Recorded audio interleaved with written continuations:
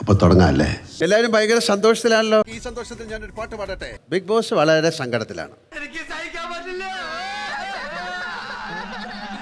അതായത് ബിഗ് ബോസിനെ കുറിച്ച് നിങ്ങളോട് ചില കാര്യങ്ങൾ പറയാൻ പറഞ്ഞിട്ട് നിങ്ങൾ വല്ലാത്ത കാര്യങ്ങളാണ് അദ്ദേഹത്തിന്.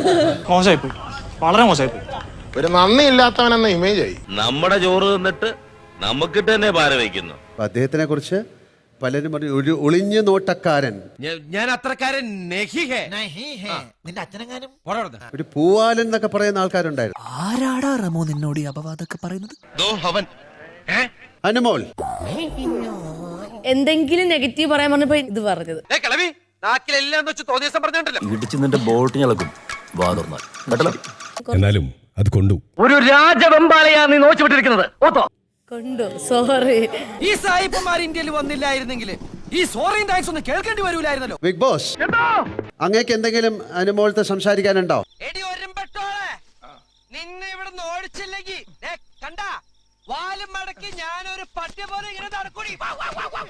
ഒരാഴ്ചക്ക് ഓടിക്കൂടി നിന്നെ. വരട്ടെ.